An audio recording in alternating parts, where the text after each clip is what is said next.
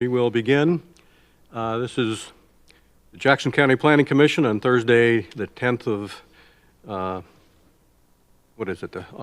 April 10th, I guess, or 11th, no, April 11th, 2024. Today, we're having a work session. There's 4 of us present, 4 commissioners, so we do have a quorum. It is being broadcast. Today's featured item will be Josh LeBombard from DLCD, presenting a Q&A and presentation on Oregon Planning Commission and using a handbook here for media. So, Ted, do you have any? Chair, if I may, I'd like to start off, it's not on the agenda, but I don't believe it needs to be. We have somebody new with us here, Kristen Mays. She has over 20 years experience in planning, a lot of supervisory experience. She's take what was Chandel Clark's position, and I will let her introduce herself now that I've embarrassed her. Good morning, everybody. It's nice to be here. I don't know what you need to know about me other than, yes, as Ted said, I have quite a bit of experience in planning. I've been in planning about 27 years, managing for about 13 of those years. So I do have quite a bit of experience. I would say I'm from California. I've been working for the City of Talent for the last 3 years, helping them get rebuilt, and was offered the position here, and am happy to be with the Jackson County. Yeah, it was a fun time in Talent, but it's good to be in Jackson County now and working for the county and helping out however I can. If you ever have any questions, I would love for you to give me a call and we can talk about whatever you need to talk about. Great. Very Welcome. nice. Well, yes. Thank you. So Ted, thing I'd like to work out is who we respond to. You know, is it Patty for showing up for meetings? If we have an issue, we can't make our schedules. Yeah, We can talk with Kristen or Patty or you or who? Patty coordinates it all for us. She sure keep me and Kristen on track. Okay. And any major concerns or complaints, feel free to reach out to either one of us. So it's kind of like what it was before, but informally, I've never heard the actual answer on that. I was puzzled to who to respond If to. I start my day with an excellent answer, it's a good day then. I know, huh? What about Holly? Who? Holly. Yeah, Holly?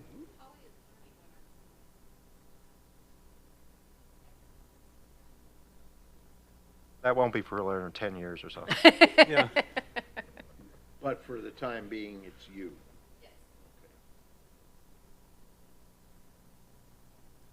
Great. I'd like to keep it kind of informal today, and you can start the presentation off. And you mind if we jump in with questions throughout the presentation, or do you want to wait? No, most definitely. If you ask a question that I'm going to get to later on, then I'll punt that till later. But definitely, this should be free form, informal conversation. Great. I think we all learn better that way. And yeah. Okay, All right. We ready? I'm ready. All right. Well, good morning, commissioners. I'm Josh LeBombard. I'm the Southern Oregon representative for the Department of Land Conservation and Development. Been with the department for about 12 years.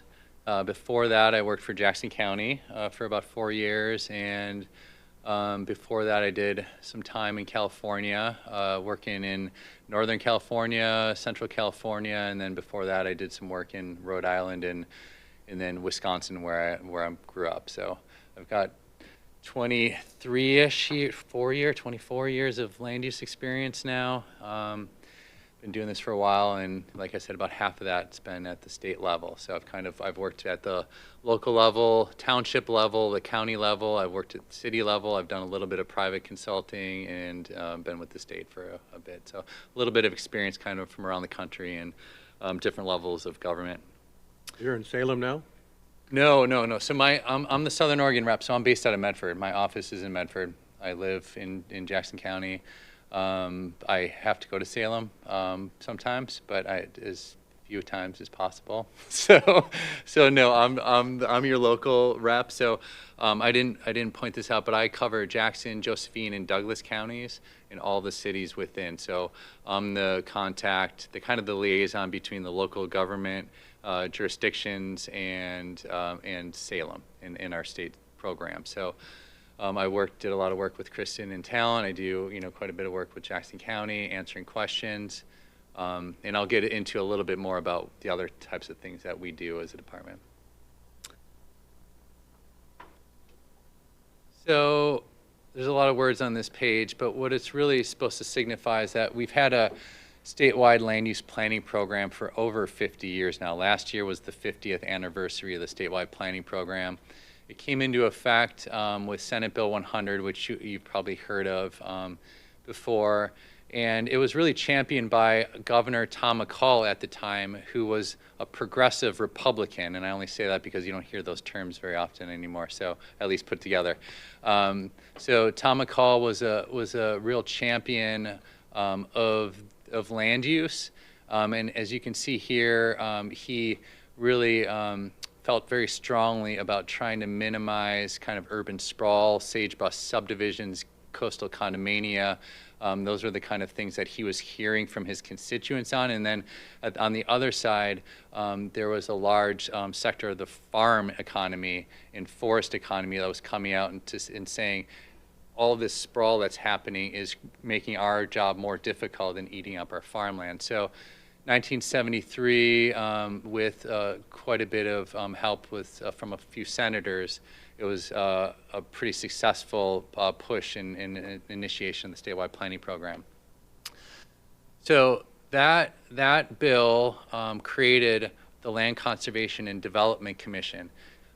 That's the acronym is LCDC, and I say that because it's really confusing because the Land Conservation and Development Commission, LCDC, oversees our department, the Department of Land Conservation and Development, which is DLCD. So it's confusing, and I understand if you switch those up, but you think about it this way: most state agencies have a board that oversees them, and it's the same, or a commission that's the same type of setup. The Land Conservation Development Commission is made up of a group of folks from around the state. They have to be geographically dispersed and have geographic representation. They have to have meet certain other criteria, like some have to be state, some have to be like local government, city government, some have to be county, some have to be elected officials. So they have to kind of check a few boxes, but they are a group of folks appointed by the governor that oversees our department.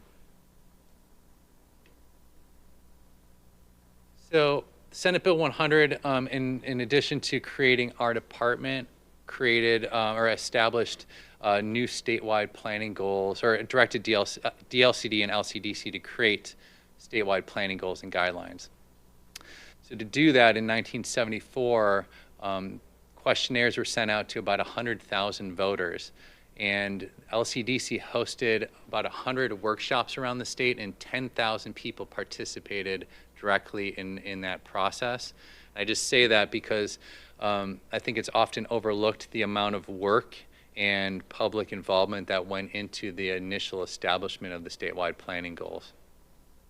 And I also point this out, this last bullet point, at the same time, recognizing the statewide land use planning program's potential effect on farm and forest land, Senate Bill 101 was also enacted, which provided property tax relief to farm and forest land, and that's through special assessments. So over the next year or so, 1974, it took a bit of time, but there was a sense of urgency to establish the statewide planning goals. And originally 14 statewide planning goals were established, and those are the ones that are a little bit in darker blue there. And then subsequent to that, there were the goals 15 through 19 that were created. Most of those have to do with the coast. And we have a whole coastal management program that's part of our division, and it's slightly different from the rest of our program because most of that funding comes from the federal government, as opposed to the rest of our funds mostly comes from the state. And then goal number 15 is specific to the Willamette River Greenway. not going to go into too much detail on all the goals, but wanted to just talk about a few of them. So we lump the first two goals into what we call process goals. So goal number one, as you probably know, is citizen involvement. The goal is to develop a citizen involvement program that ensures the opportunity for citizens to be involved in all phases of planning, the planning process. Now I can't remember, do you have an independent committee now, or is it the Planning Commission? Okay, okay. When I was here, they had a separate citizen involvement committee. We were having problems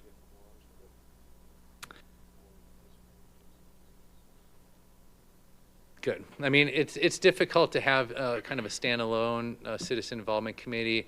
The committee members often want to do what the Planning Commission does, which is make decisions. And when they find out that's not what they're doing, then they're disappointed, and it's hard to keep people on staff or on board. So it makes complete sense. Now, I would think, I don't know this for sure, but I would think the majority of jurisdictions use their Planning Commissions. Definitely small jurisdictions, but most use their Planning Commission as their citizen involvement committee.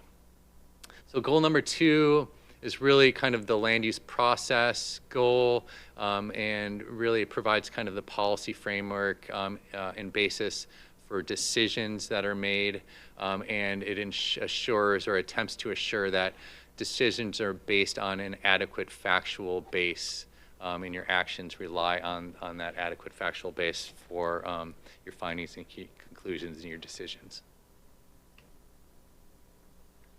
The goals that you all, being county commissioners, are probably interfacing with the most are what we call the rural goals. I'll get to some other ones you are interfacing with as well. But we've got agricultural lands. That's an easy one. It's to preserve and maintain agricultural lands. It's very succinct, to the point. The forest lands goal is a little bit more lengthy. It's to conserve forest lands by maintaining the forest land base, and to protect the state's forest economy by making possible economically efficient forest practices to assure the continuous growing and harvesting of forest tree species as the leading use on forest land, consistent with the sound management of soil, air, water, fish, and wildlife resources, and to provide for recreational opportunities in agriculture. You can see they're trying to balance quite a few things in this statement here, but the primary objective of these two goals is to attempt to maintain and preserve a sound agricultural and forest land base for the state of Oregon. And I just put this up here because I think it tells a good story with some data. So Oregon's rate of farmland loss has declined considerably since the enactment of the statewide land use planning program. So in the 25-ish years before the program came into existence, about 3 million acres of farmland was lost. That's between 1959 and 74. The next 20-ish years, about 600,000. So still, not an insignificant amount, but in relation to what was happening beforehand, it's quite a drastic drop in loss of farmland. Brad? So Josh, Jackson County is about 2 million acres, so 3 million acres is like 1.5 times Jackson County between 59 and 74. So you weren't here then, but I was, and I don't recall that happening. What's the documentation for that? Oh, that's great. I don't know, but I'm going to take a note and I'll get back to you on that. I don't remember that happening. I'd be interested to know what their source is for that. Thank you. That's definitely. Let me just jot a note here. May I ask a question? Definitely. Is the question you asked about the 3 million acres between 59 and 74, but not the 632,000 acres between 74 and 3.632?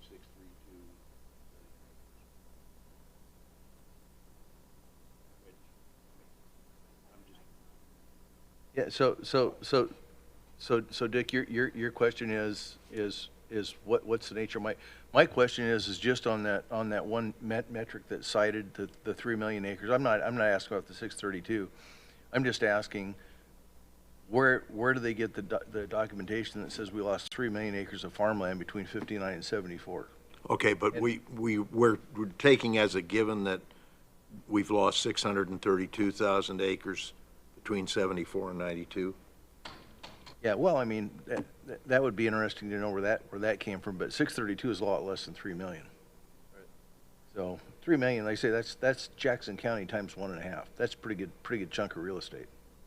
So, yeah.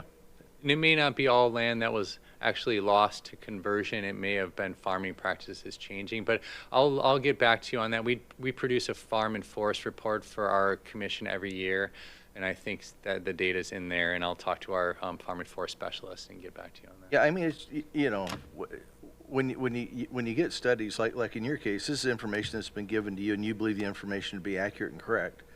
And then somebody like me who is actually here, it's like, well, I don't really remember that happening. I'd be interested to see what their documentation is. Yep, definitely. So, I yeah, hear you. So, thanks. Just as a, I guess, an add-on, how are we defining lost? Yep, good point. So that's what I was saying to Commissioner Bennington. I'm not sure if that is actual conversion of land or if it's land that they've just decided to shift their agricultural practices. I think it's conversion, but I'll get back to you guys on that for sure. And it's interesting because this slide normally isn't in here, but I was thinking about in preparation for, coming to the county. Usually I'm giving this presentation to small cities, to be honest, because it's usually those small cities that their planning commission just doesn't know the basic fundamentals of land use planning. And when I started thinking about it, giving to the context of a county, I was like, well, maybe I want to give a little bit more of the agricultural and forest land side of things. So I pulled this information from the old farm and forest data, but I don't have the sources. So I'll get back to you. Yeah, thank you. Nice touch quoting Paul Harvey, too. You like that one? Yeah. That was actually in our farm and forest report, and I thought it was so good that I just plopped it in there. Brad and I probably remember Paul Harvey better than some people in this room. I bet. So moving on to some of our other goals. These are our what we call our urban goals.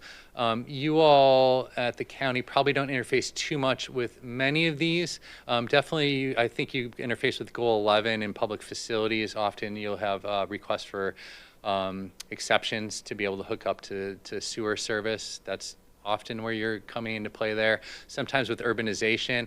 Definitely if you field an urban growth boundary amendment, I don't know if all of you have, I know some of you have, but when you start to interact on the urban growth boundary amendment side, then you're actually getting pulled in because it's an urban growth boundary amendment is a joint decision between a city and a county. Then you're getting pulled into some of the more of the urban goals, but for the most part, you all probably aren't interfacing with these too much. And then we have what we call kind of our constraints goals. Goal 5, and I know you all interface with this one, and then Goal 7 with natural hazards. Goal 5, a lot of the development that happens in the county that comes before you, the conditional use permit or those kind of level type of permits, you're going to be reviewing it for Goal 5 compliance, or staff is, and you're going to be making determinations. We've had some ones recently, like with expansion of aggregate, for instance. This was one of the primary, pieces, focal points of that. So, kind of moving on, I just want to kind of talk a little bit about the state responsibilities with the planning program. So, our commission, LCDC, and our department set land use policy of statewide significance. That comes in the form of rules, of the creation of the rules. Amendments to the rules aren't very common, but they have happened. But more significantly in rule and creation of,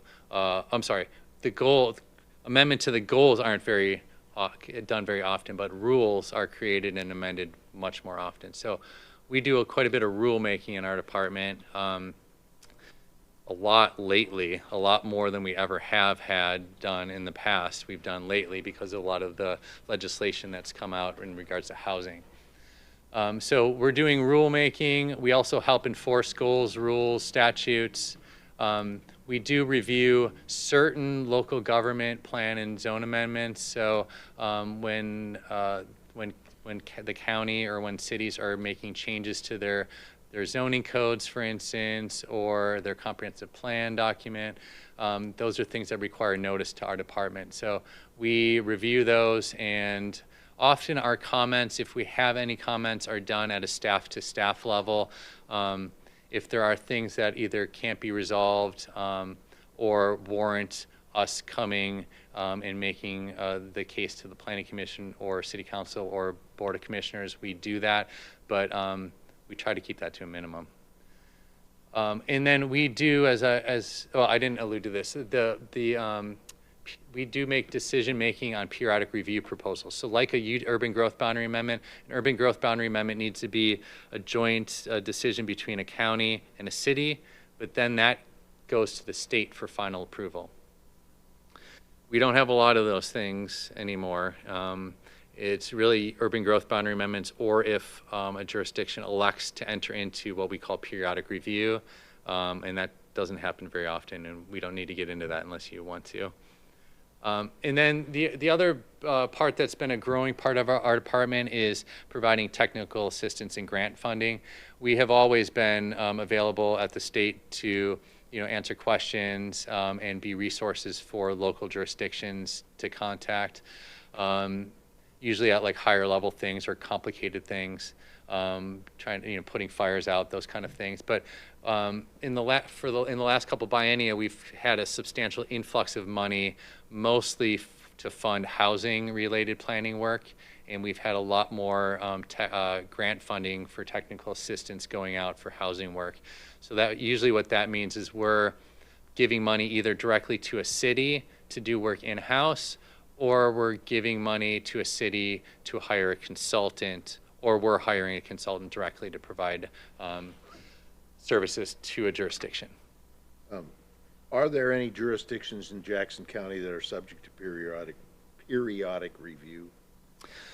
No, so the periodic review program, even though it's still part of state law, doesn't exist anymore in the way that it used to. So periodic review, so when the statewide planning program came out originally, there was like I said, there was all this effort to put together the statewide planning goals, and then each jurisdiction had to develop their comprehensive plans and their zoning codes. So it was a lot of work. It wasn't always received very well, if you can imagine.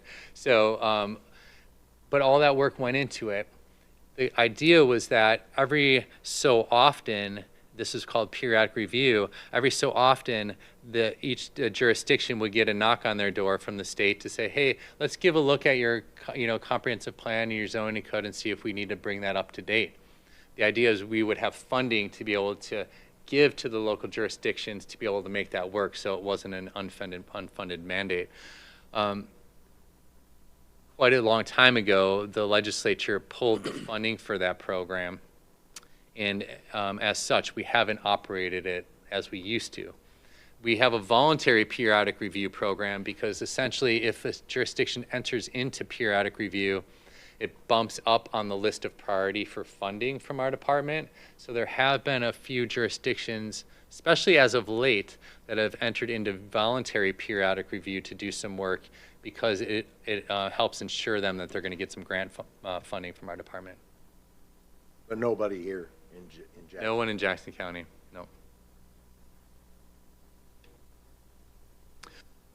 So this is the stuff you all probably know about, and once again, I often give this presentation to small cities, communities that, you guys are volunteers, and we may not have that kind of basis of information about state government and land use planning, but cities and counties, what your job is, or the cities and counties' job is to address local vision and need.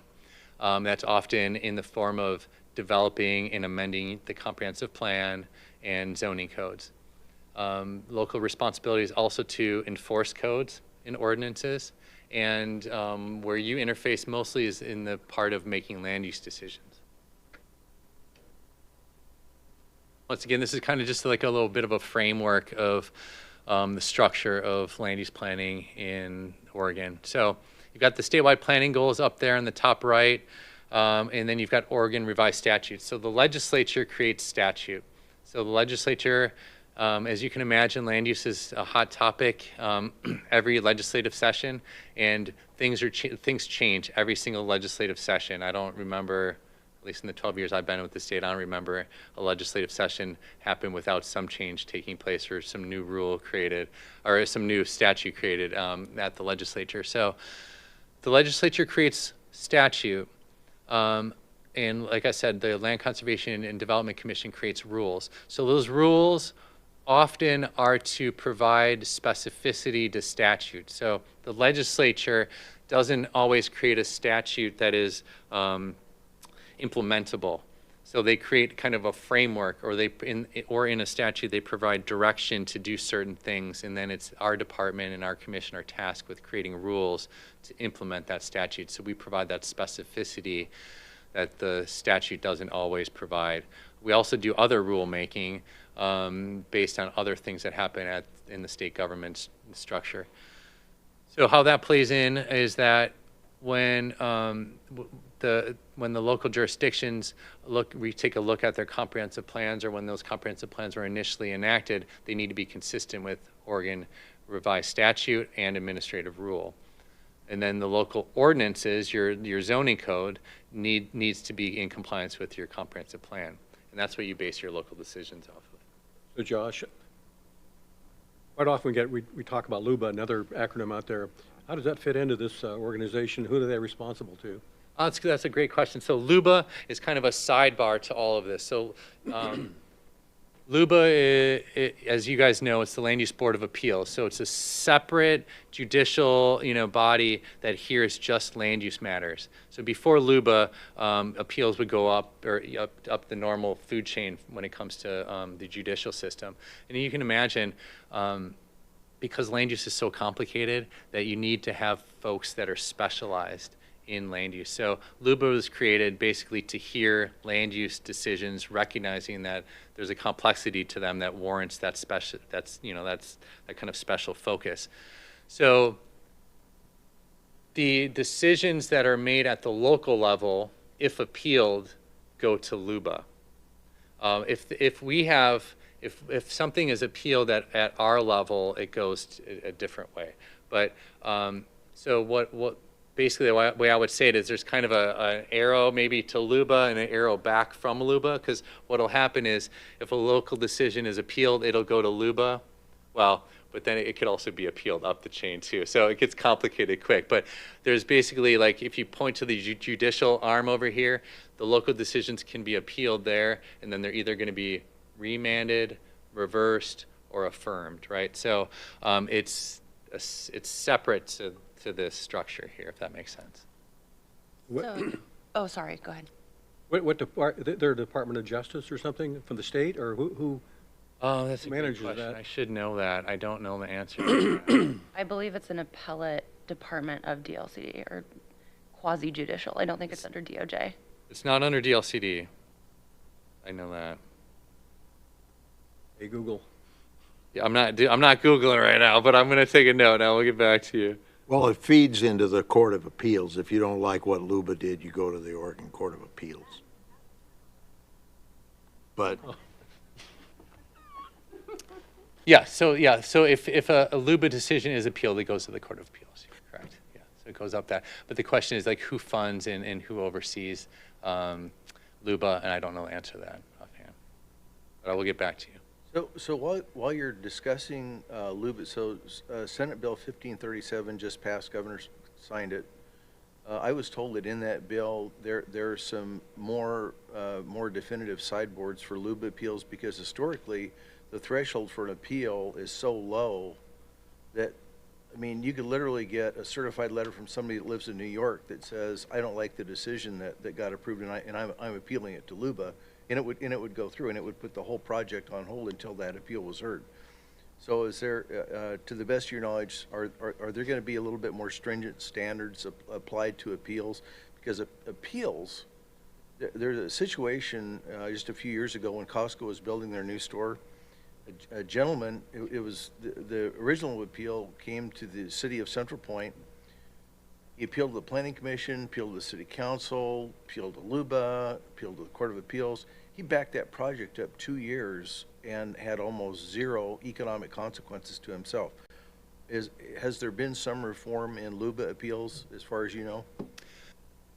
Yeah, so I'm just going to back up a tiny bit. So we'll talk about it in a little bit about the raise it or waive it. So somebody to appeal needs to be appealing on something that was raised at the local level. So in the circumstance that you just brought up, that seems like it checked that box. But someone can't just appeal based on something that they did not raise at the local level. But getting more to your point, I don't know all the details of the 1537, but I believe that the attorney's fee, the responsibility of who pays for attorney's fees and some of the sideboards that are tightened a little bit more on LUBA decisions have to do with housing. So I think it's limited to housing decisions, if I understand it right. But I don't know that bill back and forth. And to be honest, I think we're still, as a department, digesting it because it's, and we can talk about this later. Ted said that we maybe talk about this a little bit after the presentation. That legislation essentially is setting up a whole new division in our department. So there's going to be a substantial amount of more additional responsibility for our Housing department accountability and production. in understanding what all the ramifications are. And part of that is setting up the structure of the division and how we kind of interpret those things. But part of it is also going to be providing some guidance on those type of things. But I will let me dig into that a little bit more on the 1537, and I'll let you know about what those sideboards are for LUBA appeals. But as you know, LUBA appeals have been the blunt instrument in the arsenal of the not in my backyard people. Anytime they don't like something, it's like, hey, we're going to appeal to LUBA, and it's going to back your project up for 2 years. So talk to us. That's been their main blunt instrument to get what they want. Definitely, and there's been a lot of moves, not just with the 1537, as you just mentioned, but been a lot of moves to assist communities in creating more clear and objective standards for housing.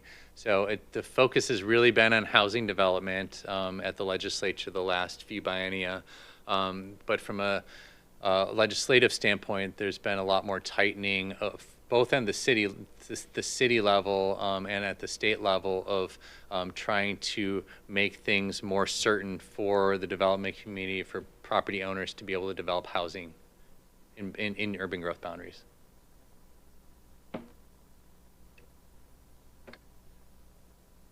You guys probably know this quite well. The only thing I'd point out, so you've got the city council or county commission, they're elected officials. They hire, and not all cities and counties have one, but they hire a county or a city manager, and they appoint planning commissions. So planning commissioners, as you guys know, are voluntary positions. You're volunteers. You're not getting paid to do your work. So first and foremost, thank you for your work. It's definitely very valuable and it's important. It's necessary as part of carrying out the statewide planning goals, especially Goal 1, and making informed decisions. The interesting part on this slide that I like to point out is that kind of dashed line between planning commission and city and county staff. And I point that out, and I'll touch on it a little bit later, is that planning commission, it's unlike that the other kind of parallel box there, the city county manager, who supervise city and county staff and are responsible for them. Obviously, planning commission, because you're voluntary and you're appointed commissioners, you don't have that supervisory role over city and county staff. And I only point that out because it's not as clear in some communities that that's the case, especially small communities where maybe they only have one planning staff. They feel sometimes that they can tell them what to do, and that's not the relationship, and we'll talk about that relationship a little bit later. So maybe you can explain the difference. We always recommend, we don't decide, to the county commissioners who have the ultimate responsibility as an elected official and paid. In what circumstances do we actually decide? You've mentioned that a few times about decide. It's always a recommendation from us, correct? We'll get to that in just a second, and then I'll turn it over to Ted, because every community is a little different. You know, most communities have, like, they call them like the types, type 1, 2, 3, 4. Not every community has it the exact same way. Sometimes they're a little different. But we'll get into that because we're going to talk about the difference between quasi-judicial and legislative decisions. Legislative decisions, you always are going to be making a recommendation because it's a policy decision. The elected body needs to make a decision. But I would think there are some circumstances where you actually get to make the decision and not the recommendation. But we'll get to that when we get to the quasi-judicial decision-making piece. So what are your responsibilities? Supposed to reflect community values, recommend policies to your county board. You're really responsible for doing a lot of the visioning and long-range planning for the county. To help educate the public and provide a public forum for testimony and for people to share their perspective. And then in certain circumstances, you make land use decisions. What's your relationship with electeds? Understanding your responsibilities and your authority, and as you pointed out, you're often making a recommendation. So understanding that the recommendations that you make need to be sound. They need to have clear reasoning and findings attached to them. And don't be afraid to give the governing body your advice on planning related matters. As you realize, the board, county board, or a city council for that matter, is hearing a whole litany of different things. You know, the items that they're hearing span a much greater spectrum than what a planning commission is hearing. So you should consider yourselves the experts. So don't be afraid to provide that expert advice, you know, in your findings, in your conclusions, in your recommendations to the commission, or to the Board of Commissioners. So your relationship to staff, once again, you're not supervisory. You should be looking at staff as a resource. You work as a team. That doesn't mean that you always need to agree with them, right? You're gonna sometimes make recommendations that are contrary to staff's recommendations. That's okay, and we'll get to this later, as long as you have findings and at an adequate factual pace to justify your decision. But you can make recommendations that are different than staff, but you should be respecting their competing priorities. Staff is trying to do their job as professional planners and making professional planning recommendations based on their education and their experience and what they believe is the right planning outcome. That doesn't mean that you need to agree with that, but you should be respecting where that's coming from. And then you guys, do you have a staff attorney that sits in on your planning commission regularly or sometimes? Usually Pete Philbrook is our liaison for planning division. He couldn't make it today because he had some competing hot topic legal issues, but and it was a work session. But we try to have him here anytime there is a hearing so that he can offer legal advice. So how, before this presentation started, you asked a good question about like who they should contact. So obviously for administrative stuff, they go over here, but for if they have questions about an application or something like that, is that to you or to the planner, or is it to county council? And that's kind of why I put this up here, because it gets more complicated when you actually have an attorney that's involved as well. You can reach out directly to a planner if it's a specific application and you have questions on it. All we'd ask is that you copy at least Kristen or myself on that email, or you can contact us directly and we can ask the question for you. Either way, just keep us in the loop. I remember asking Chandel a lot and Kelly Madding, and so I guess, my habit would be to go to you, Kristen. That would be fine with me if you asked me. And I would then go to the planner and get your questions, or have you contact the planner. And for those of you who have tried to contact me, you might get a quicker answer out of Kristen than you do out of me. only not just because of workload, that's all. I think I've used both between, you know, the staff planner and Kristen or whoever that position will be in that case. And sometimes, I recall 2 or 3 times I've sent it to both of them. And once in a while, I might even send it up your way. So I get a good response no matter which way I go. Yeah, and especially if there are specific questions on an application, probably don't know the answer to that specific question because we're not, you know, at ground level with that application, and the planner would know. But it's good for us, and there's a question out there that we understand also because we're not at that ground level. All right, so moving on to the kind of your relationship with the public. So the golden rule for decision making or being a public decision maker is to be fair, and that should kind of be obvious, but it doesn't always play out that way. As you guys have been around for a long time, kind of have probably heard, you know, that certain city councils get along better than others, and certain planning commissions getting along better than others. You should try as best that you can to be fair to each other, but definitely to be fair to the public. It takes a lot of energy and overcoming a lot of fear for people to come up and present to you all to kind of, you know, be able to just make a case for whatever it is they're trying to make a case of. And being fair to those people just means that they're more likely to continue to be part of the land use planning program in the future, and be able to, you know, feel like they're part of the government structure and be able to make a difference, right? Follow open meeting law. You guys, a lot of these things, your staff handles quite well, so we don't need to get into too much detail. Once again, with some smaller communities, we need to kind of unpack some of these things a little bit more. Do your homework.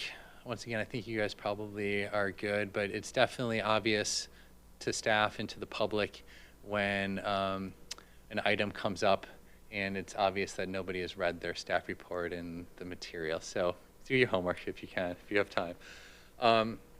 Conduct quasi-judicial hearings according to the required rules. We'll get into that a bit more. I already touched on this. Be respectful to everyone, especially each other. Keep to the topic and don't digress. So you're in a tough position sometimes with controversial, you know, situations, and land use is a heated topic, and emotions, you know, come out. It's really important for the chair especially, but also just as the commission in general, to make sure that that testimony doesn't stray you from actually doing your job and rendering a decision and kind of staying on a clear path. So in a fair way, you can bring that conversation back, you know, and try to reduce the emotions that come up sometimes by being kind of in a respectful and, you know, kind of deliberate way.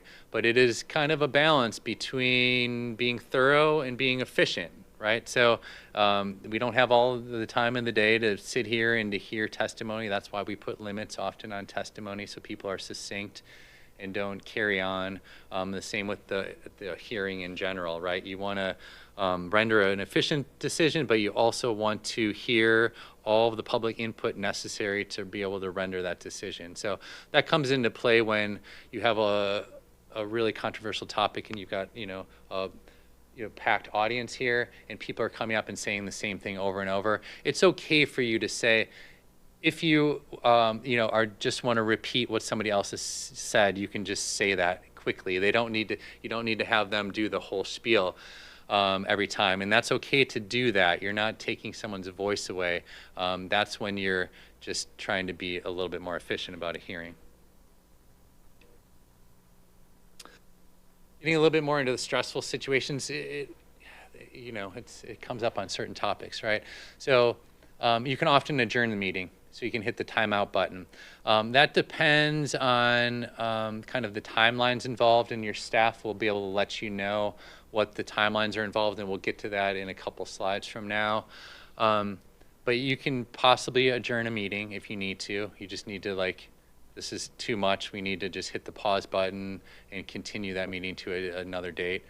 Or you could just time out for 10 minutes for a bathroom break and come back and Totally. catch your breath. And that often that's enough. Yeah. It's totally your call, right? So sometimes that you can tell that's not going to be enough. Like people are getting here. I've been in hearings where people are starting to clap all the time, and and as a volunteer planning commission chair, like that's an awkward situation for you to be in, to try to try to be calming people down and saying that's not appropriate. So sometimes a bathroom break's all you need, right?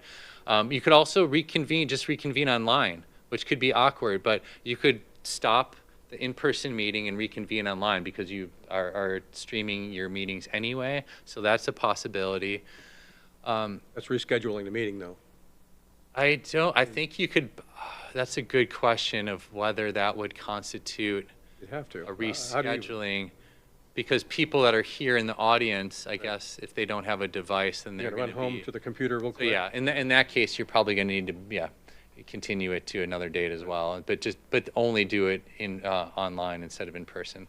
So, in other words, the chair can say we're going to have an online meeting and not open this place up. Yeah, I think what we just kind of solidified there, I haven't had that question, which is interesting because I say this a bit, that you would need to continue the hearing to another date, because you would basically, if you just did this on the fly and said, we're going to switch to online right now, the people that actually came to attend may not be able to access that. And then, obviously that's not good for them. So you'd have to continue to another date, but you could continue it to a date and say it's only going to be online. What's interesting to me about that is there are a lot of people who don't have computers or don't have internet access if they do have computers. And I mean, we went through that with remote learning in the schools, and I'm surprised the legislature has authorized this approach to a public hearing. Well, I'm the not- legislature basically required the meetings to be held online, and that was done in 2022 in response to the pandemic. They didn't necessarily author it to be an online-only version. So what I would say, and you have this in your notices, right? When you put out a notice, and Ted can hop in any time, but in your notice, you basically say if people can't accommodate this, if you have a situation where you need access, usually there's a public space that the county provides to be able to access. Maybe you allow only those people to come in. Maybe it's the public library, but usually that's something that's worked out ahead of time, and it's put down in your notice as to what the opportunity is for an alternative situation like that. So you can't just tell everybody to clear out and lock the door on them and say, go home and get on your You gonna phone. chime in? Right now, we are not Zoom. Board of Commissioners has declared that they are the decision-making body for the county, so they are the only ones required to do Zoom, so we are not via Zoom anymore. So you're just doing it on television. You're not doing Televised. live stream. Correct. Huh. Right. I don't know if that's legal. During the pandemic, we did have, We did during the pandemic, but. Yeah, I don't know. I Probably don't. A year ago, they Get it? ceased. I think the you need Zoom. to. I It says think. if you have the ability, you must allow hybrid. So, yeah, the discussion with county council was that, Oh, your live stream. The RGTV website. We're on television and live streaming. But can people interact? Can people ask questions and participate? That's the difference right there. Yeah. They need to be a Zoom or Teams or something like that to be able to do that. I'm going to check to see. I don't know that legislation well enough to know whether that's legal or not. yeah, our county council had looked at it, and Patty's exactly right on it. The decision was that since it wasn't a decision-making body and a recommendation was being made that the ability to interact and wasn't required, that they were noticed. If they needed some accommodations, they could certainly contact us. but that it didn't have to be part of each meeting. So this is where, this is a work session, and I guess it would be nice if Pete was here, but we're getting a more definitive answer on that, but that was the decision from the county level. Yeah, but by postponing the meeting, you're not eliminating public input. You're still continuing it on through interactions on the internet at a future date. You're not saying, okay, it's just unruly here, and I don't agree with your opinions or your direction you're going, so we're just going to do it internally and not involve the public. That's not what we're saying. So you have to have some feedback, you know, like I said, Teams or Zoom or, you know, Skype or something like that to permit the meeting to continue in a public forum. That's right. If you don't provide for that interactive online opportunity right now, obviously if you were going to continue the hearing and you were only going to continue online, you would need to do that. You would need to provide the opportunity for people to be able to raise their hand and participate online. We've had law enforcement presence here, you know, and overflow crowds, and I think they even had a broadcast in that lobby or something, you know, for the overflow stand-up only. And I guess if they wanted to sign up for public testimony, they'd have the same opportunity as anyone else in the audience. So. Yeah, when we have overflow, usually we will provide another room that will have a big screen TV, and they can watch it, and they would have the opportunity to, if they had questions or wanted to comment, that they could do so either from that room or coming back down into here. One of the things that we have to watch is the capacity for the room. So. I was just saying, Kristen's getting scared. She's like, you have overflow here? Oh, geez. No, but so it's not, once again, these are just options, you know, in your toolkit of things. It doesn't mean that, you know, it makes sense to go online, but in certain circumstances, it might be the best, you know, opportunity for you guys to be able to kind of, you know, Throttle it down a little bit. So and that clock in front of you has a 5-minute timer, so, or actually it's right here, but right. We use that quite frequently when there's numerous people in the audience. Yep, that makes sense. Okay, so just kind of keeping on, let's see. Don't be intimidated in your decision making. You guys know this. I mean, you know, you guys, your job is to make decisions, and sometimes those decisions are difficult. But it's your decision to make the decision or to make that recommendation to the board. And, you know, don't be afraid to make that known to folks. Like, you know, and often, and we'll get into this a little bit later with the quasi-judicial, your decisions need to be based on criteria and standards and facts. And if the majority of the audience doesn't agree with that, it's sometimes you explaining what your role is in doing that and making that decision helps kind of alleviate that a little bit. Maybe it doesn't make them happy, but it helps kind of get them to understand what your role is. And then, you know, don't take it personally. You know, this is something you guys, many of you have probably done for quite a while. Sometimes it's hard.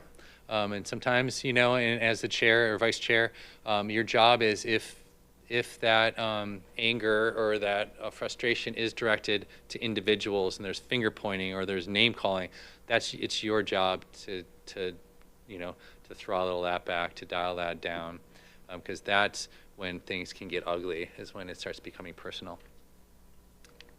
Can I just put in a comment on that? My experience is that the time that happens the most often over, you know, through the course of, is the floodplain. And we don't have anything to do with it, but we have to have a hearing. I mean, basically, but people are more steamed up about that on a recurring basis than anything else. Just saying. I don't know, you know. Maybe nobody should be worried because you can predict it. It's going to be, if it's the floodplain, it's going to be somewhat rough. Interesting. You know. Okay, so just taking a step into the land use tool. So you have a comprehensive plan. It helps guide your land use infrastructure development, conservation of natural areas, economic development, right? So most of the elements of your comprehensive plan are older, But having been with the county and having read through the comprehensive plan, if you haven't already, there's a ton of good information in that comprehensive plan, and it's not a bad idea to go through it and just remind yourself of all the work that went into that and all the detail that went into drafting those plans. So those comprehensive plans, though, provide a factual base, goals and policies, and maps, which are then used by communities to develop their zoning and development codes. As you know, zoning and development code is really the specific regulations I kind of refer to as where the rubber meets the road. These are the regulations that are designed to implement your comprehensive plan policies. They regulate uses, location, setbacks, density, height, those kind of things. Sets forth criteria and standards that each application must meet in order to be approved. It includes zoning, permitting procedures, development standards, subdivision, partition standards, things like that. Why these are individually itemized here. Okay, we're going to get into the different types of land use decisions. So the first type of land use decision we'll get into are legislative land use decisions. So a legislative decision is really the adoption or the amendment of policies and ordinances. So it usually involves a large geographic area, sometimes the whole county or parts of the county, including many ownerships. No decision is required in a legislative land use decision. Your role as a planning commission is to make a recommendation. You are never making a decision in a legislative matter because it's only elected officials get to make that decision. Regarding procedures, there's fewer procedural restrictions that apply, and we'll get into that a little bit when we get into the quasi-judicial piece. But essentially, the decision makers are sitting as lawmakers. So that's why it's the elected officials that have to make that decision, and you all are making a recommendation to them because they're essentially acting as lawmakers. Information used in rendering that decision can come from a lot of sources, including ex parte contact, which we'll get into in a little bit. You need to have findings, but they can become be a bit less specific than a quasi-judicial decision. And there's no specific state mandated notice requirement other than the ballot measure 56 notice. One example here is a zoning ordinance amendment, but there's a bunch of examples. So quasi-judicial decisions, essentially the difference here is that you all are sitting as an impartial tribunal. You are applying pre-existing criteria, and there's in some way there's requiring an exercise of discretion, and that's what triggers your review, as opposed to what we'll get into later, which is a ministerial decision. Quasi-judicial decisions usually only involve a single or a few ownerships. It's not about the bigger policy discussion like the legislative decisions. It's about somebody wanting to do something on their property or a group of people wanting to do something. In quasi-judicial decisions, an action is required, and we'll talk about the land use timeframes associated with that in a minute. The decision maker, as we've kind of talked about earlier, the decision maker on those different levels of permits is really a little different in each jurisdiction based on their codes and their procedures. And you all do have the ability to kind of make some changes there, and the staff can make changes to that within reason. And an opportunity for a hearing is required. That's part of the quasi-judicial piece. So impartiality requires that you treat all parties fairly, allow all parties to know what the decision makers know. We'll talk about that in a minute. That you disclose any ex parte contact, and information considered by the decision maker should be factual in base. So examples of these are land divisions, conditional use permits, variances. Design review. Okay, ministerial action. These are things that you don't see, but it actually makes up a pretty substantial amount of all of the traffic in the planning department, and definitely in the building department. So ministerial action, that's what we kind of often call an over-the-counter type of permit. It's an application of pre-existing criteria that requires no exercise of discretion. It usually is only one site, almost always one site. Action is required. Staff makes a decision, and usually there's no appeal opportunity, and there's usually no notice. I don't know if the county, you guys have some in between too, though, don't you? Yeah, there are some type 1s that we notice that we're not required to, but it's not a requirement of all the type 1s, and there are some permits that we don't do over the counter. They're still type 1. They don't have the discretion involved in it, but it takes a little longer to verify that the standards are met. It's not directly over the counter. It's around the, at the desk and then back over the counter. Yeah, because it's something, we have a lot of traffic at the counter, as you can imagine, and in order to accommodate the people that come in actually into our counter, we have a limit of 20 minutes. And if it's something that's going to take more research to be able to get to that decision, then it's still a type 1, no discretion, but we need to do a little bit of research to verify. Thank you for that. Okay, so getting kind of into the procedures a little bit, legislative decisions, all folks have the opportunity to participate, and there's no concerns with ex parte contact or bias, but conflict of interest still remains. And we'll talk about all those ex parte contact, bias, and conflict of interest in a minute. But just keep in mind that with legislative, ex parte contact and bias are okay. It's actually it's a policy decision, but the conflict of interest is still a real thing. Quasi-judicial decisions. So what happens before the public hearing process? So sometimes there's a pre-application discussion or pre-application meeting, and once again, your code dictates what requires pre-applications and what doesn't. Sometimes people will have a pre-application even though one's not required because they want to make sure that they're submitting a complete application. Once an application is submitted, the county has a certain amount of time to review that application for completeness. If it's incomplete, they send a letter and identify very specifically what items are needed to be able to render it to be complete. And then once those materials are submitted, then the application is then deemed complete. Notice is required for quasi-judicial decisions. The applicant gets notice, and then you do nearby property owners, and the distance depends on whether you're in a city, an urban growth boundary, or in the rural area. Any recognized neighborhood associations, and then any other requirements that are in local code. So if it's specified in your local code that other groups get automatically get notice, then that's required.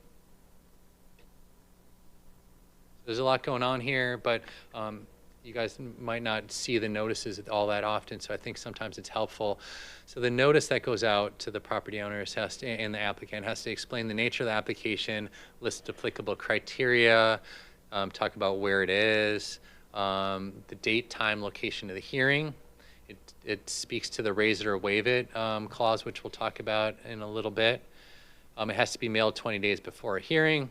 Has to provide contact information and be able to, and at least where people can come to get materials to be able to review that application. You guys have a script for your planning commission, right? Okay, so that's good. Not all jurisdictions do, and it's definitely recommended. So some of this is going to be straightforward for you guys. So with a hearing, it's really important to use a script if you have one. Chair opens a hearing, describes the rules of conduct for the hearing and the raise it or waive it statement, right to a continuance if it's the first hearing, outline a criteria, the opportunity for folks to declare whether there's been any ex parte contact, bias, or conflict of interest.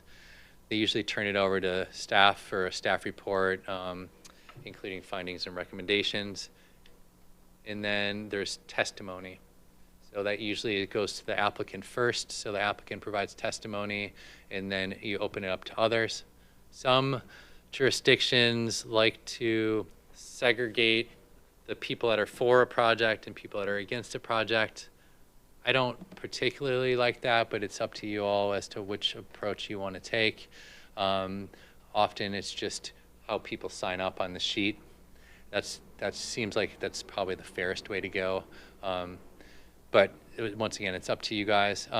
If somebody requests a continuance, and we'll get into this, and it's the first hearing, it's automatic. It's an automatic granting of a continuance for 7 days. Chair closes the hearing, and then you have a discussion, a motion, and deliberation. And then after the hearing, there's written findings. I'm just kind of glazing over these, but just jump in if you have questions. Hearing tips. Declare the nature of the hearing, read a pre-hearing statement, which it sounds like you do. Polling the council for and commission for bias, conflicts, or ex parte contacts is important. That should be on the script that you read off. I'm sorry to interrupt. Oh, no, anytime. I was just going to comment, in practical reality, I think we deliberate before a motion is made as often as not. And it's because people are trying to read the room, so to speak, before they make a motion. We come to a consensus, and then the motion is the capstone. But I don't think there's anything wrong with that. And I don't think anybody's going to stop doing it that way. And that's good. So I struggle with this. This slide is something that the regional reps use when we do these trainings. So we try to make them consistent. That last item on here, which I think you just cued into, deliberation for a motion should be on the table for discussion, for deliberations. In practicality, that's not how it works. Like what you just said is often how it works. I'm not an attorney, and I don't want to be an attorney. You might want to get legal advice on that at some point. I've heard attorneys in the past say that technically speaking, there should be a motion on the table before you deliberate. I don't know the downside, but once again, I'm not an attorney. I don't know when that's ever become a procedural issue, but that may have become a procedural issue at some point. Yeah, you're correct on that. The motion should be on the table before you have deliberations, but you're absolutely right. In practicality, it's kind of hard for that not to happen. It's one of the reasons that we have county council at our hearings now. If it becomes something that they feel is excessive and that the motion should have been on the table first, that's part of why they're here, because I'm not an attorney either. And we'll let the attorneys decide if it's moving beyond public meeting law. But I would say that at the majority of hearings I attend, it's done the way that you explained, which is because there's some dialogue. You're trying to feel out the other commissioners. You're trying to feel out where you really, what motion you want to put on the table. Sometimes it's really easy. You just look at what the staff recommendation is, and that's what you're going to do. But sometimes it's not. Sometimes there's some variation of that. You still want to approve it or follow the recommendation of staff, but you want to add a nuance. Sometimes do you want to go against the recommendation of staff, and that's when it gets a little bit trickier. So. Yeah, I'm not going to give you any legal advice on that, but that's how it often is, definitely in practical. There's often a lot of awkwardness when we come into a motion. Somebody makes a motion and they read maybe the script and not some of the discussions that we had prior to that, and didn't include the fence regulation or the, some other nuance that we add to it. Awkwardness comes in as, can I remind Richard does that include this, and that? And at what point does it become his motion or my motion or paralleling motions that go different ways now? Yeah, I think it's It's going to, every example is going to be a little different. What I would say is if you know right away that the motion that they made is missing something, you have an opportunity to say that, and then they can amend their motion before a second is put on there. That's So how we usually do it. If they said their motion and then it's automatically seconded, because you need a second on a motion to start the deliberation. So if someone already seconded that motion and now you realize it missed something, you should probably tell them they should probably retract that motion, restate it with that additional information, get another second, and then move forward, just from a procedural standpoint. I just want to add for the, for the awkwardness, is sometimes, and it's certainly, certainly the planning commission's responsibility if they disagree with a staff decision and they want to not go with the staff decision. The deliberations for staff are important at that point, because staff has already given you their recommendation with their findings. And if the planning commission decides that they don't like the staff decision and wants to go a different direction, the deliberations are helpful for us to write new findings that are sometimes opposite of what we already have for our findings, to include with your recommendation that goes to the board. So that's where it kind of gets a little, it's that awkward part where we need to hear the deliberations to be able to put them into findings, to be able to give it to the board. And there's been some times where a motion has been proposed and nobody seconded it. And at that point, I guess we just move on to another motion. And that didn't continue. And somebody else makes a motion, and if that gets support and seconded, then we follow that route. But the awkwardness comes in a lot with that. If that person felt like he's not being heard, how do you go around that and listen to the public? I mean, you're going to have that. So you can't avoid that all the time. I think what Commissioner Tiroff was saying, though, is that sometimes a little bit of that deliberation, or not little bit of that discussion ahead of time, it's not deliberation at that point, but a little bit of discussion ahead of time can kind of create a little bit of more momentum behind either the proposal, the motion you want to make, or somebody else, and it kind of helps you read the room a little bit, which would help in that awkward situation where someone, puts a motion on there and then there's an awkward silence after that. But you're not always going to avoid all of that. Things are going to happen, and that's just part of the job. And we'll get into a little bit more of what Tad just kind of alluded to a little bit in some of the more of the quasi-judicial stuff here. Quasi-judicial decisions have what we call the 120-day rule. So final action is required within 120 days of within urban growth boundaries, which you have some of that, and then 150 days outside of urban growth boundaries. Extensions can be granted by the applicant through a written request. I think that extends the application, could extend it out to, I think, about a year in total. What happens if a city, this is a city example, but if a county didn't make a decision within 150 days, the applicant can file what's called a writ of mandamus, which basically forces circuit court to make a decision for the jurisdiction. Something you want to try to avoid, basically.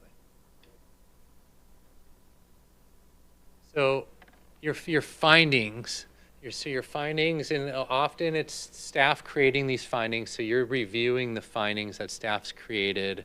You want to make sure that all the relevant facts are addressed. They should identify how each approval criterion is satisfied by the facts, and an outline of how the facts were relied upon for the decision. Purposes of findings include aiding careful consideration of criteria by the reviewing body, establishing what evidence the reviewing body relied on, and explaining how the conclusions are supported by substantial evidence. So these are all things that if you do, it significantly minimizes the chances of a successful appeal. And these are tips, and not all of these can be done every single time, but these are tips to kind of strive for. So staff report or commission should be identifying all of the applicable criteria. Usually that's done in a staff report. Address each one of them separately. So sometimes there's an inclination to want to group a couple together. That's okay unless there's an appeal and somebody appeals on a specific item that's been kind of lumped in, and then how you have based your decision off of that becomes a little bit more ambiguous. So if you can separate those out, even though it's a little bit more timely for staff in particular, it's better from a procedural standpoint. Make sure you state the fact or facts that lead to a conclusion. It's basically telling the whole story, right? Where there is inconsistent evidence, and this is really an important piece. So if there's inconsistent evidence or conflicting evidence, so you have two experts or two people saying two different things about a particular item that you're hearing, you need to be able to state, if you have an opinion and it matters, so often you need to have an opinion on which one you're going to go with, you have to be able to justify and explain why you are going with that opinion versus the other opinion. And as important is articulating the link between project impacts and conditions being imposed. So that's another thing that's often kind of a bone of contention or an item that comes up in appeals, is that the conditions that are being imposed are not proportionate to what the proposal is and what the use that they're proposing is. So justifying why those conditions are needed to mitigate or to make up for that impact that the project is having is really important. And this is just a general statement, but try to put these things in as clear and understandable language as possible. That's part of your goal one kind of educational piece. You know, you guys know reading through land use code and staff reports is complicated to the degree that we can make it lower that kind of barrier, that bar a little bit to allow people, average people, to be able to read and understand these things is important, and it'll help with public participation. Common problems with findings. Failure to address each criterion, like I stated earlier. Deferring a necessary finding to a condition of approval. We don't need to get into the weeds on this one, but sometimes an applicant will say, well, we're not meeting that now, but if you condition us to do that, we'll do that. Sometimes that works, sometimes it doesn't. And really, my recommendation here is to rely on staff as to whether that's an okay thing to make as a condition of approval or not. Generalizing or making a conclusion without sufficient facts.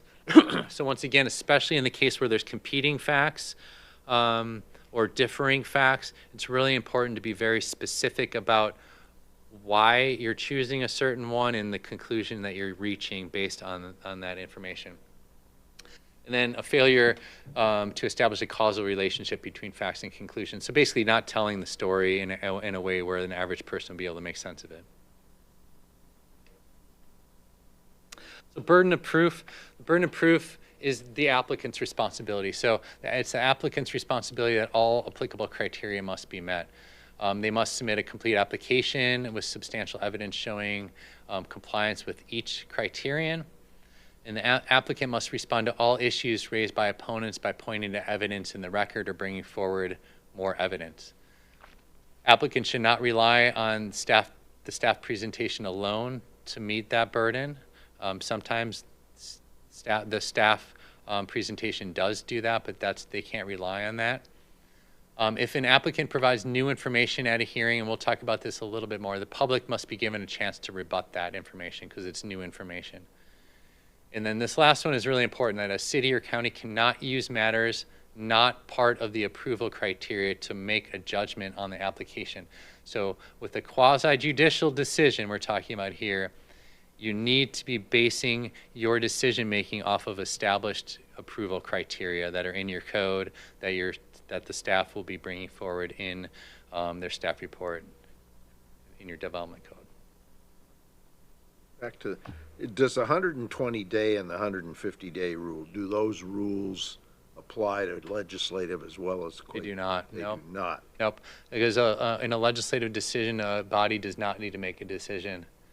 In fact, I'm sure the county gets questions all the time or proposals all the time. Well, can you guys just make this change in your development code for me so I can do such and such? And they say, well, actually, the reason why this development code's written this way is for this, and that what you're proposing doesn't make sense, or it would affect a lot of people. And they just say, no, thank you. They don't, there's no hearing involved. They don't need to render a decision. Is the rule that you shouldn't use matters not part of the approval criteria less important in legislative matters?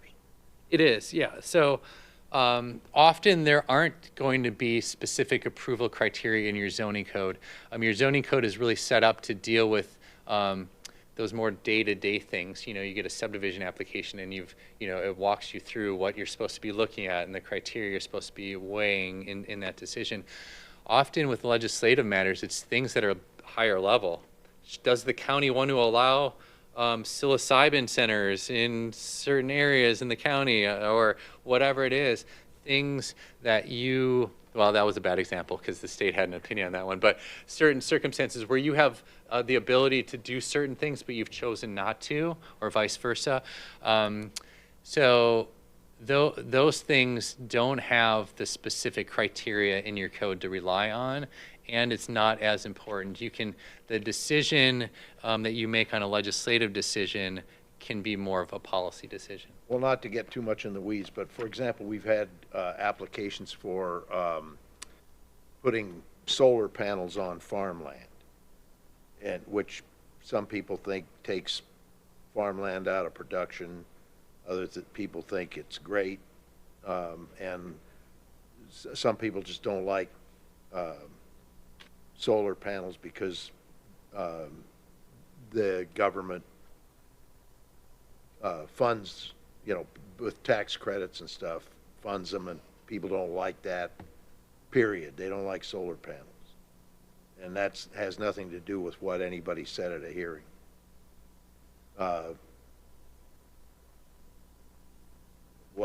What do you have to say about that kind of thing? Yeah, I mean, so that in that example, you're going to have a procedure laid out. So somebody can come in and apply, and the procedure's laid out in your code.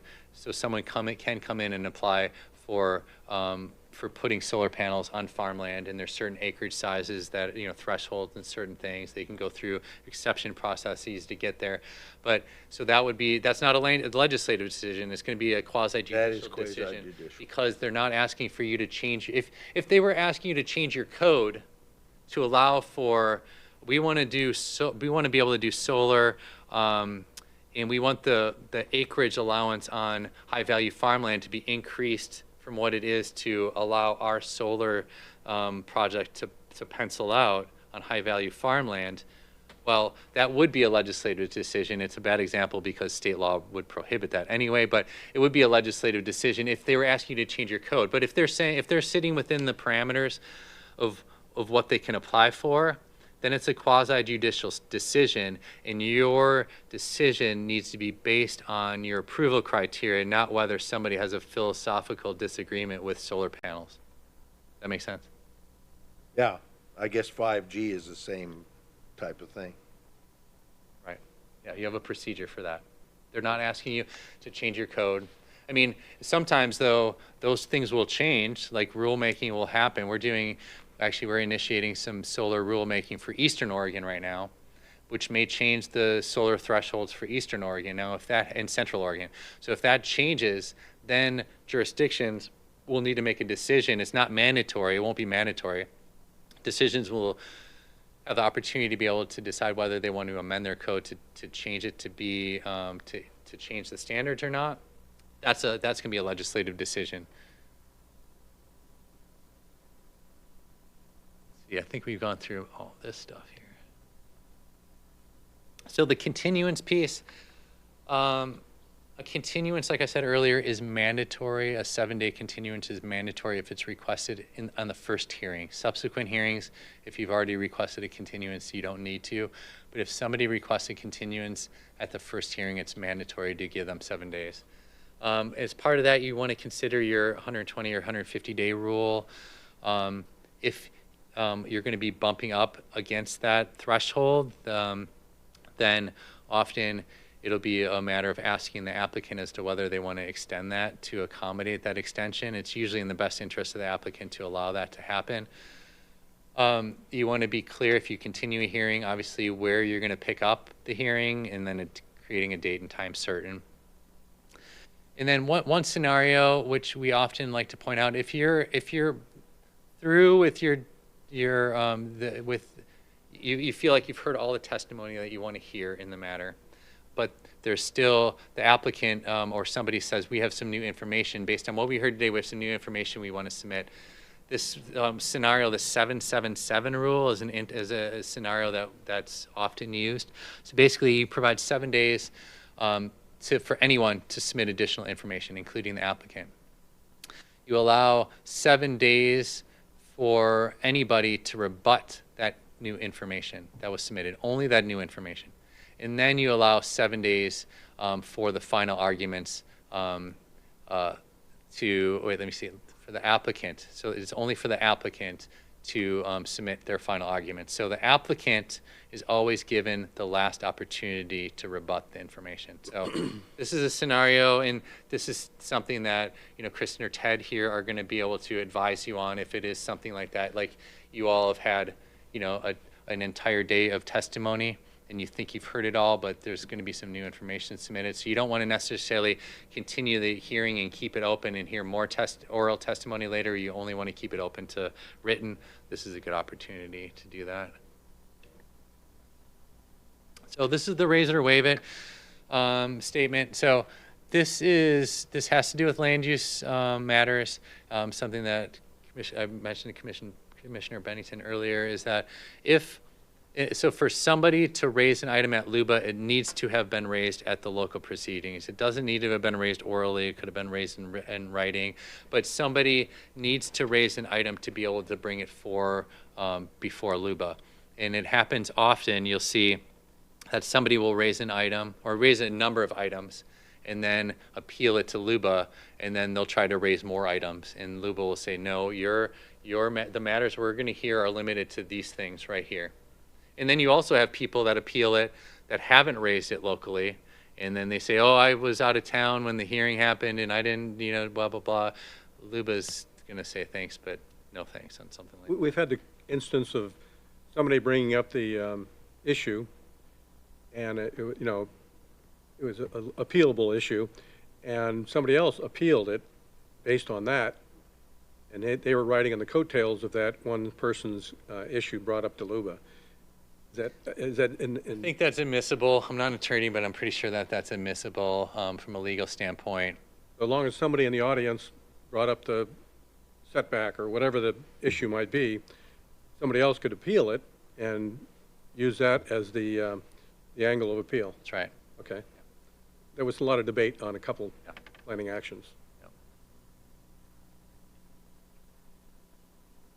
Okay, so we're going to start getting into a little bit more, and I think we're almost done here. So talking about you acting as an impartial tribunal, you need to be free of personal interest or bias. I'm sorry, I just taking up what you've said. We've had hearings where people, a group comes in, they're opposed to something or they want something, and somebody, you give 5 minutes, everybody has 5 minutes. But somebody will get up and say, I yield my time, so that, in practical effect, what the group is doing is giving 1 or 2 people a half hour to just let it fly, because supposedly they are riding on coattails of the people who relinquished their time. Is that, I don't think you're required to give them that amount. Maybe, I think there's a lot of discretion in that. I think that you're free to not give them any more time. I'm not advising that necessarily, but I think you have the ability to not give them more time. You could give them a time certain, 5 more minutes. You don't need to add up the 15 people's 5 minutes and multiply that and give them 90 minutes, Right. But you can say, okay, I hear what you're saying, but we're only going to give you 5 more minutes to conclude, so bring forward your best arguments, because they can also submit, and they probably are likely, if it's a group of folks, submitting something in writing as well. Right, that's how we do. So, yeah. Any further input or issues, just submit them in writing and we'll consider it that way. Yeah. After your 5-minute extension. I mean, it might be considerate, depending on the circumstance, to give someone a little bit more time if they're representing a bigger group, Right. but not, you don't need to give them We don't the turn the multiplication. mic off exactly 5 minutes. Yeah, right. We'll keep reminding them. Sorry. Oh, no worries, no worries. Wait, where was I? Okay, so acting as a impartial tribunal. So you need to be free of personal interest and bias in problems that question whether a tribunal is impartial, or ex parte contact, conflicts of interest, and bias, and we'll go into each one of those here. So ex parte contact is contacts by a party on a fact at issue under circumstances which do not involve all parties to the proceedings. So the contacts may be oral or in writing. This is something like you are at the grocery store. You're obviously not as you don't shop as a planning commission at the grocery store, I assume, because that would be a public meeting. You're going there on your own, grocery shopping, and someone comes up to you and says, "Hey, I wanted to talk to you about that application that's you guys that you're hearing next week or whatever." The first thing you should probably say, and this is the next line, discourage this, is I'd really rather not hear this right now because I want you to bring this to the planning commission. And then they say, "Oh, I'm going to be out of town and I can't make it," and or blah blah blah. I've got a little kid at home, and then okay. So if you can't discourage that and you hear it, right? We'll talk about what you need to do, and essentially that's you need to disclose it. But you really want to try to discourage that. If you guys get done with a hearing and you've continued it and you're walking out and someone wants to try to stop you in the parking lot, you should try to be like, this is for quasi-judicial, not legislative matters, but quasi-judicial. Y'all should probably try to say that they should keep their dialogue in the public setting. But what I referred to is if ex parte contact occurs, you should take action to address the issue. So what does that mean? That means that you should disclose any ex parte contact that has happened on the record at the next hearing before any testimony or proceedings. So what you need to do is describe the substance of the contact or communication noted in the record for the hearing, and basically explain as much of the dialogue as you can explain or what you learned from that, so that all of the commissioners know what you know, or to the extent that you can do that. And then you need to be able to provide opportunity for the commissioners and for the public to comment on that. And that's why you want to try to avoid it if you can. Site visits. Site visits are considered ex parte contact. So it's good if you disclose it. So we get this question a lot when it comes to this. So if it's a site you've driven by for the last 30 years and you know it well, during some of your discussion you can talk about that. That's not something you necessarily need to disclose. But if you actually went out to the site because this application came in, because you want to get an actual first-person view of what's going on out there to help you render a decision, that's fine. You just need to disclose that. So you need to disclose on Thursday, such and such a date, I went out there, and here's what I observed. The property slopes from the north to the south, and et cetera, et cetera. Just generally, you don't need to go into every single thought that you had, but you want to be able to provide the pertinent information to the rest of your commissioners so that they know, what you found out. Even though you didn't interface with any individual, you just looked at the topography or the watershed or something like that. It's not an open meetings law issue of talking amongst another commissioner or the applicant who might live there. You're just observing something. Why would that be an ex parte?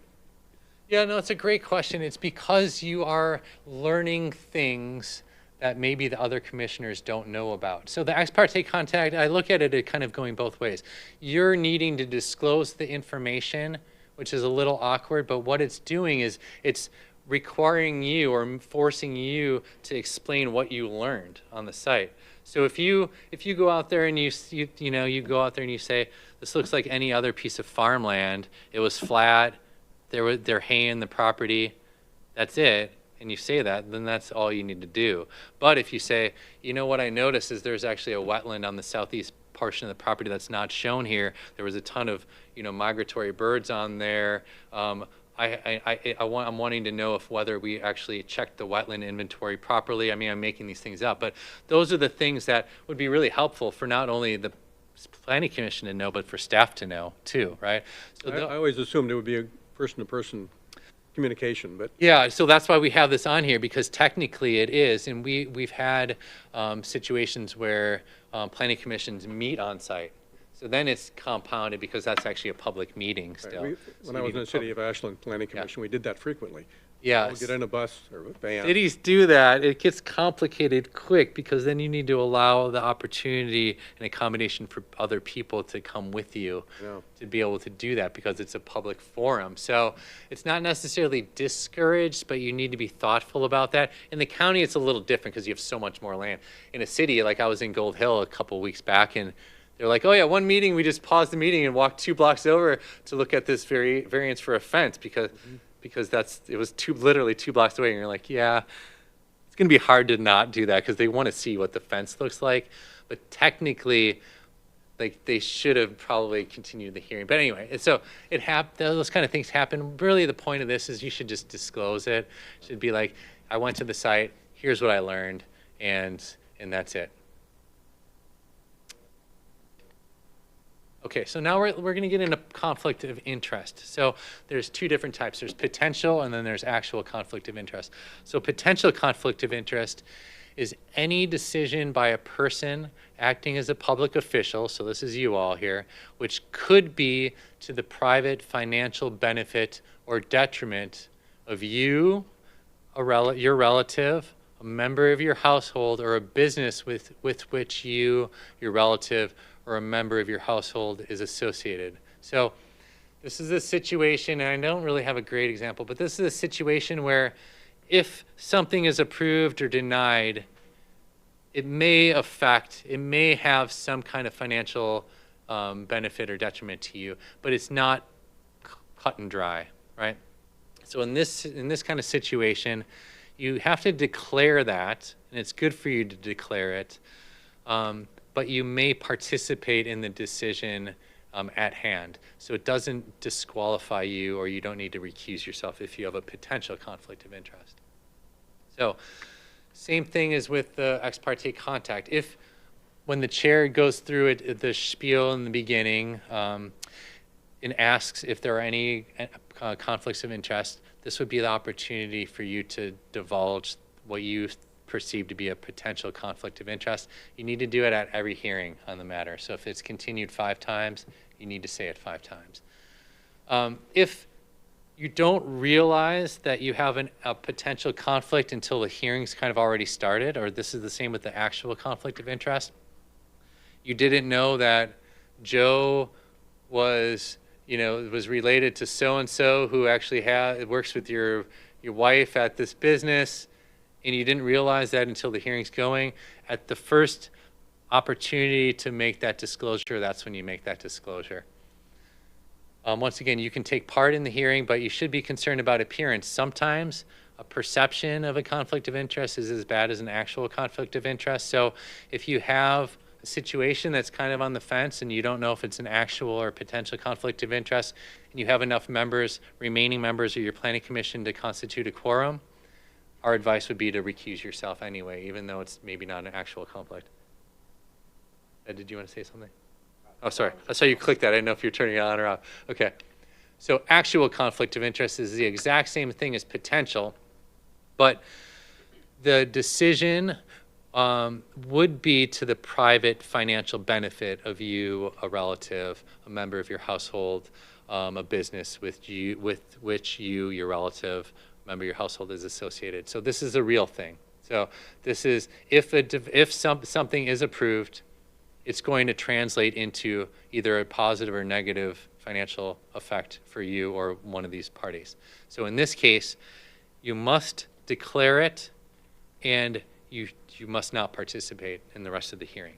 And that includes both recommendations or decision? So that's what we're going to go into right here. So you should publicly announce the conflict prior to participating in the hearing, or if in the circumstance like I described earlier, you find out part of the way through, you should say, whoa, I didn't realize that was the situation. That's less likely with a real conflict because you would have read that staff report ahead of time and probably realized an actual conflict in your relationship there. You are supposed to refrain from participating in any debate on the issue.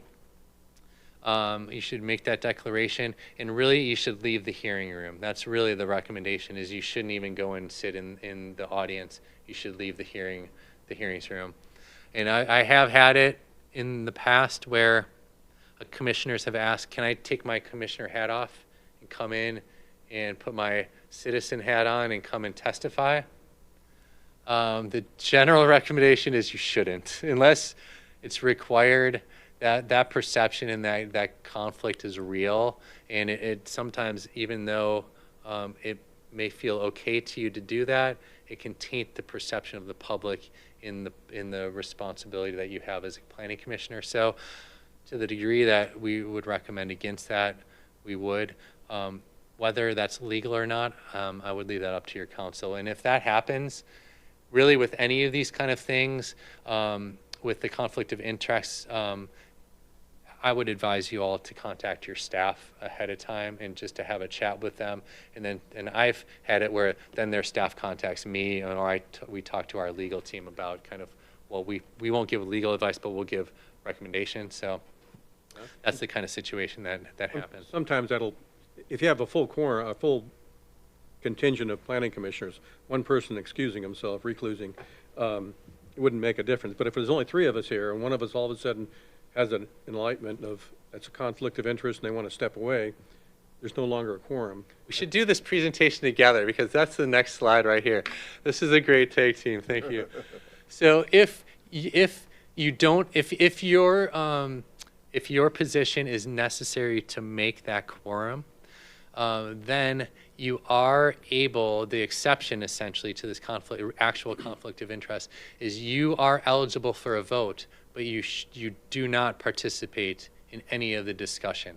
So essentially, you sit there, this is awkward, this is weird, and it doesn't happen very often. What I would recommend, generally speaking, is if you don't have enough quorum here right now and you have a conflict of interest, you continue that hearing.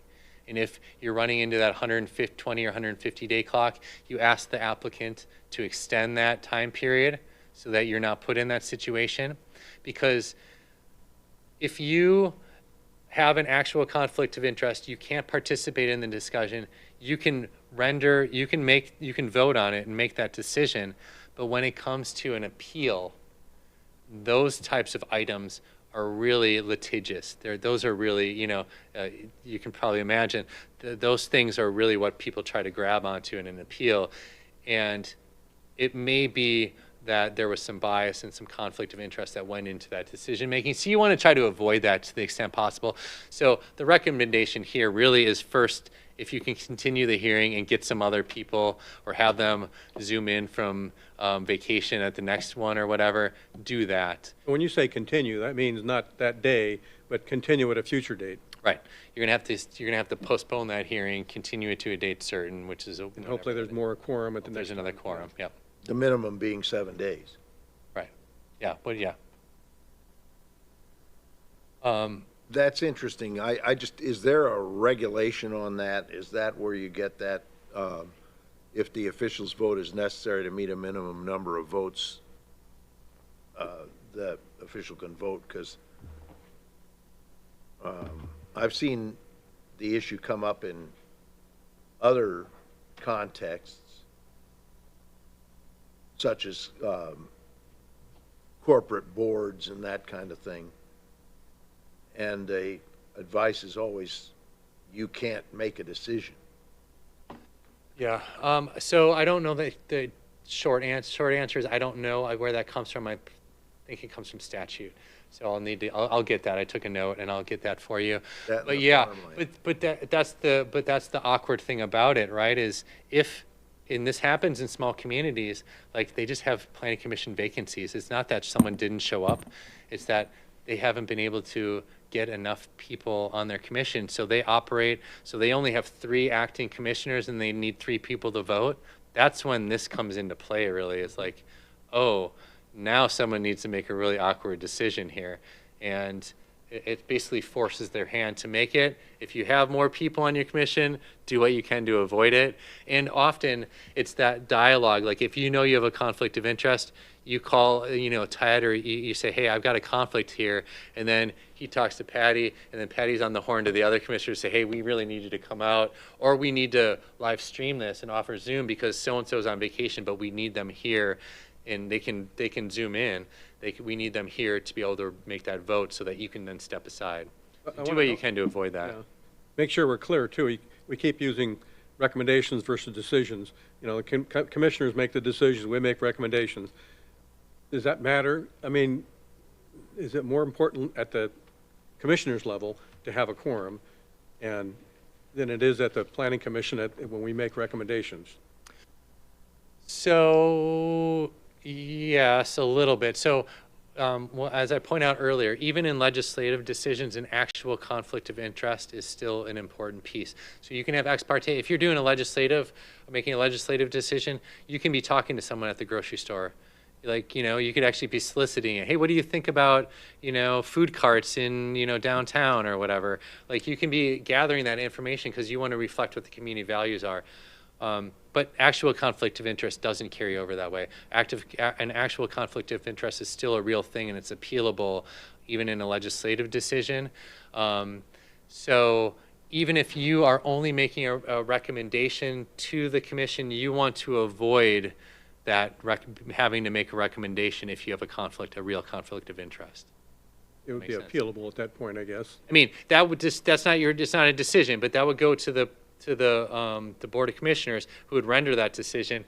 But when something is appealed, it's the entirety of the record that's appealed. So what your recommendation with that conflict of interest is part of that record. I'm not giving you legal advice. I don't know how that's going to play in. It's going to play in less so than if you were making a decision, but it's still part of the equation and part of that record. I'd recommend against it.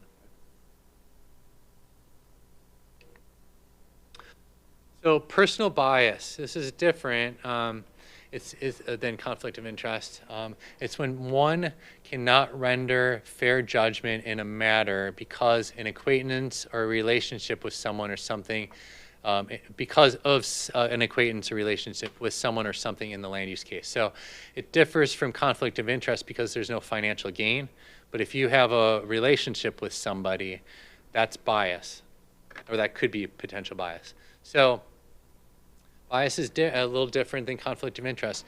You have to disclose the nature of the bias. So same thing in the beginning of the hearing or whenever you realize that, you have to disclose it. But you also get the opportunity to state whether or not, in your opinion, it requires disqualification. So it's really up to you to make that case. Once again, it's a perception thing. So if you've got a number of people on your planning commission and you have a quorum, and even though you'd feel like you can still render a decision without having personal bias, if you feel that looks bad, or you don't feel comfortable with it, you should recuse yourself. And you can say everything that I just said. I feel like I could still render an appropriate decision, but I don't want that perception to be out there, so I'm going to step aside and let my commissioners make the decision. And then the public is offered the opportunity to participate in that decision. So if you say, I'm married to Sally, but even though I love her, I think I can still make this decision without having that relationship in mind. Someone in the public could come up and say, with all due respect, I disagree because of blah, blah, blah, blah, blah. So it gets ugly fast. So that's why the first recommendation is if you have a bias like this or a potential bias like this and you have an opportunity, once again, recuse yourself. If it's, this is a small community, so it may be a situation where, that's my distant cousin, but I haven't seen them in 4 years, and this in no way, shape, or form is affecting my decision. That's real, and if you feel comfortable with that, put that out there and just let it go. But anyway, we're just giving you all the information to be able to base your decisions off of. Tough. Yep, tough. And that's it. That's it. We've got resources. I think Ted handed the Planning Commissioner Handbook out for you guys. That was a joint publication by American Chapter of Planning Association, the Oregon chapter, and DLCD. There's a guide for public officials on Oregon government ethics law, and then we also have Putting the People in Planning, which is really just kind of like a how to kind of get people's voices heard and get people participating in planning. And then that's my info if you need to or interested in contacting me in the future. Do we get a copy of this? Yep, we can make that happen. I'll email that to Patty and you can get that I'll out. save a copy right now. Okay, We'll leave these here then? awesome. No, those are your copies there. Okay. If you want a copy of the PowerPoint or one of those other documents, I can make those for you. I'm expressing ignorance here, but we do have final decision-making authority on certain subdivisions, is that correct? There's no recommendation, it's us. That is correct. So the only other thing, Chair, if you'd entertain a few more minutes, I actually have a meeting to get to, but I think it's an important question. If Josh, if you could talk a little bit about the HPAC and whatever you know about the advisory council that was to HPAC. It's something that I think is relevant because it'll be affecting, it could affect decisions that we make moving forward, or that the commission can make moving forward. Sure. I think let me just back up a little bit. So yeah, you have HPAC, so you have basically a team of folks making recommendations to the governor's office. So it's actually not going through our department. Really, when with the focus being kind of more of a laser focus on housing and trying to how we can increase housing production in the state of Oregon. So they're providing recommendations to the governor's office, who is in turn. You know what HPAC is. You know what HPAC is. Most of these people don't. It's a Housing Production Accountability Council, I think. Thank you for that. We get acronym heavy here.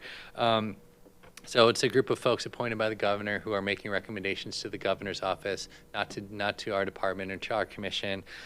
And those recommendations, I mean, are going through and are being vetted by the governor's office. They were in some way, shape, or form brought into the legislation that we talked about earlier at the beginning of this meeting.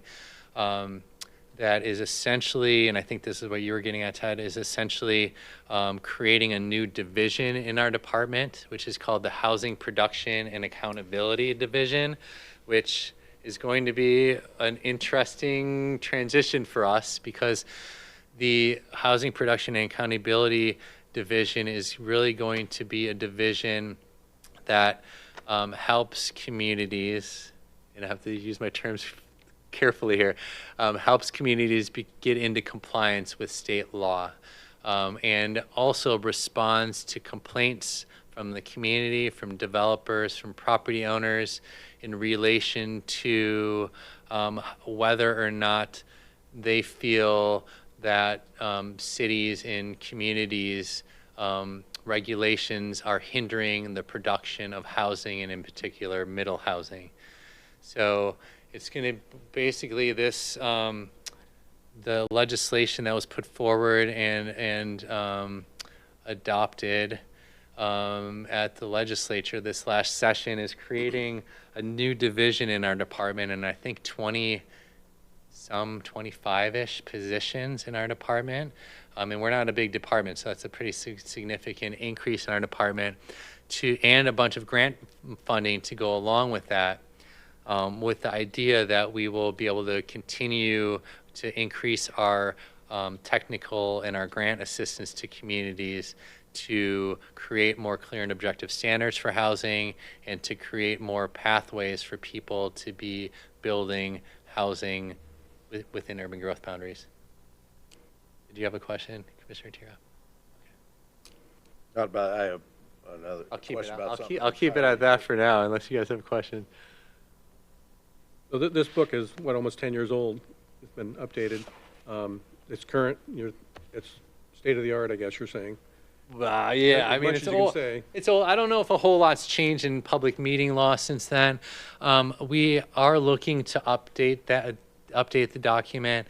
But you know what I'd say, it's like a lot of your comprehensive plan documents. Like the dates are old and some of the figures are old, but the material there is really good. So the guidance that's provided there is still good guidance, and it's something that you guys can reflect on when you get into tricky circumstances, because that's really what we're talking about here, is those awkward situations. And we will be having upcoming training. We're still working out the date. It's going to be in May with county council, and it'll be a little more specific on public meeting law and how to conduct a public meeting. Okay. I think either the 9th or 23rd from my memory.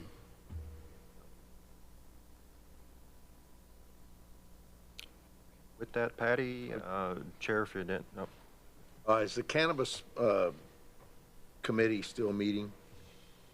Yeah, they are the first Monday or second Monday.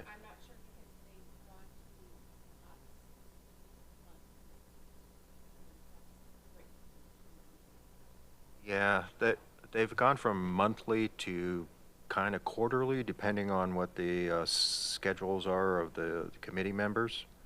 But I believe it's either first or second Monday that we try and stick to. If you want to know about when the meeting is and stuff, do you go on the website of Yeah. the county, and it'll be on there? Yeah, I was actually looking at the calendar today, and I seen that it's on there, so I believe it's this month or next month. I was looking at April and May, so it's either April or May. Probably May, because I believe they had one in February, and then they were. Yeah. We can send that out to you in an email. So then, Ted, do you have any date set for the joint meeting between commissioners and the planning commission? Where we leave that? May 21st. May 21st? Yep. I don't think anyone's got that. I don't know that. The next meeting that we have is a Goal 11 exception, and that is the 25th of this month. 24th, I think, is something, isn't it?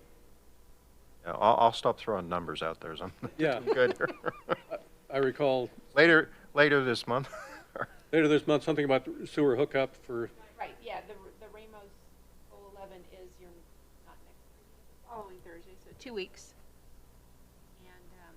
And then in May, we do have the date set for the joint BOC JCBC meeting for the work plan. okay. And part of, it'll be going over what the work plan, our best guess of what it looks like for the next year. And it'll also be going over those 3 legislative bills that are out there where the county, where Josh was talking a little bit, where we may make legislative changes. And giving them the Planning Commission's recommendations on whether we do move forward with them and what the priority on that is. And then in June, just so coming attractions, in June, 2nd and 3rd week, or 2nd and 4th week is the ADUs, we've got a work session scheduled for the second Thursday in June, and then the hearing for ADUs scheduled for the 4th Thursday. That's a work session, you said? Work session's first, and then 2 weeks from the work session is going to be the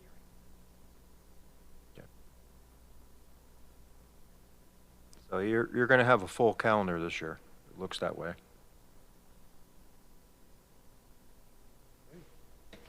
Any other commissioner issues or items? Good. Thanks, Josh. That was very handy, helpful. Thanks for having me. I always learn. Thanks a lot. Thanks for your help. Thank you all. I'm going to rush to my meeting and I'm late. Of course. Look forward to working with you. We adjourn, Mr. Yes, we're adjourned. Okay, thank you.